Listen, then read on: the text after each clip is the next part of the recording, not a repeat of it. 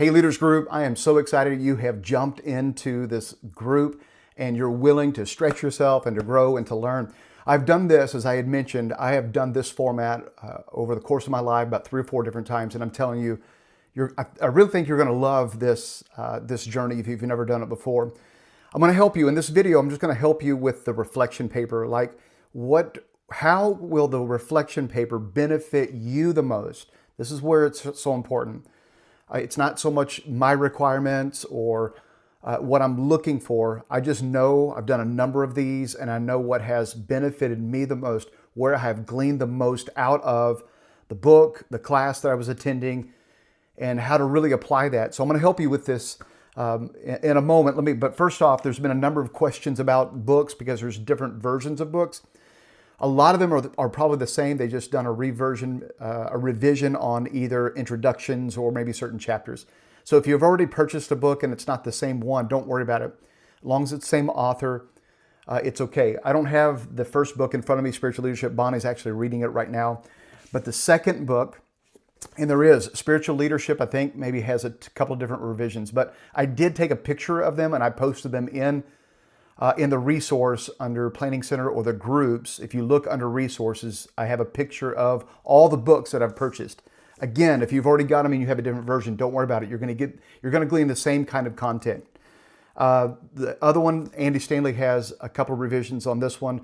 Visioneering, this is the one I have. Again, if you've already bought a different version of this, it's fine. You're going to glean the same concept and information out of it. The New Emotional Intelligence, this is the revision that I have. John Maxwell, the 5 levels of leadership. And then the 5 dysfunctions of the team. There's a couple of different revisions on this one as well by Patrick Lencioni. And then the last one is execution. So that's the discipline of getting things done. This is the version that I have of this one. Again, if you've got a different one, you've already got them, that's fine. If you haven't bought them yet and you want to try to get the same ones, then you can look at the the pictures that I sent in the resource tab. Now, let me tell you a little bit on the reflection paper. Don't do your reflection paper until you go through the class. And here's why. The book is going to give you great context, but the class is going to give you a different angle. It's going to give you a different dimension, different perspective.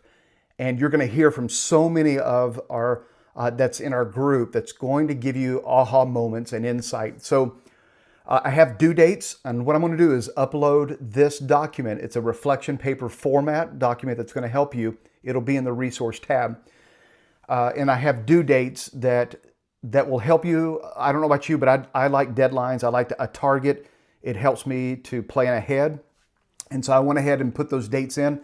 All of the dates for the reflection paper will be due after the class, the Friday after the class. All classes are on Monday. And again, there's one each month. And then I give us the rest of the week to do the reflection paper. You can do a page, do 2 pages. If 2 pages seems like too much to you, just do a page. But this format is going to help you. So when you're writing, this should not be a summary. Don't do a summary of what you read. That's not going to help you. It is a thoughtful response that shows how the material is shaping your thinking and behavior as a leader. That's what you want to try to express with this reflection paper. You want to highlight insights and application, personal growth, more than just information. And you want to start with a core idea or the theme of the book or this class. What's the core idea? And that's why if you go through and look at, it's kind of like a syllabus that I gave you the big idea, the objective. Start with that in your reflection paper. And then you want to highlight as you're going through, you're reading the book and even taking the class, you want to start making some side notes. Now, if you'll take good notes while you're reading, like you can underline things in your book, or if you don't like to underline, maybe even start a side paper that has with page numbers and quotes or things that really stood out to you and challenged you or just made you think. So if you do that, you're going to have your reflection paper, you're going to breeze through it with no problem at all if you take good notes. But what challenged you, what stretches you, this is where the paper or the reflection paper and what you're learning becomes really meaningful. Did anything confront your current leadership style? habits or assumptions. Be as honest as you can. Reflection papers are strongest when they are, look at this, self-awareness. When self-awareness begins to arise, you're going to have a great reflection paper. Then you want to look for personal connection and experience. Tie the concept to something in your life, your work, church, ministry, relationships, past leadership moments where you have seen the principle that's speaking to you played out. So also application, focus on application. What will you do differently? Write this out in your reflection paper. What are you going to do differently because of what you've learned? And be specific. Is it a habit that you're going to stop doing or a habit that you will start? A conversation that you need to have? Leadership approach that you want to adjust? How you want to improve? How learning transforms into action is crucial for growth. And that's what this reflection paper is going to bring out as you're learning. So you can go through and look at this document finally at the end of this. And I actually even say in this document too, like you can, even if you disagree with something, it's okay. If you didn't agree with it or you did, that's fine. But explain why, because you want to bring out why you don't agree with it. You want to articulate that. Try your best to pull that out of you. And then you want to finally end by forward-looking takeaways. What is one clear sentence or idea you're walking away with that will shape how you lead going forward?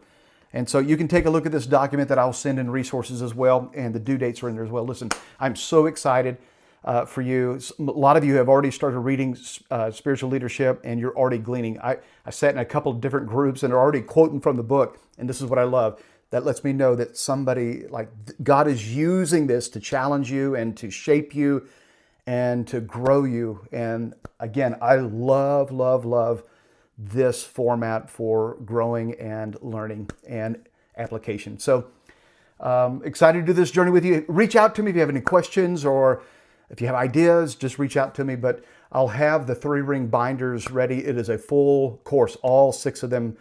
We'll be printing them probably this coming week. There's just a couple of things I wanted to add into this, but because it is a 3-ring binder, we will be able to add notes in very, very easily. So, hey, I'm excited for you. I'm praying over this group. I'm praying the Holy Spirit is going to take us no matter where you are leading, whether it's in your relationships or whether it's with your family, at home, work, ministry. I'm telling you where you are leading, because you are leading someone, and some of you are leading multiple people, and maybe you don't even know it. God is increasing your leadership abilities and your skills. So thank you for joining with me. I'm really excited about this.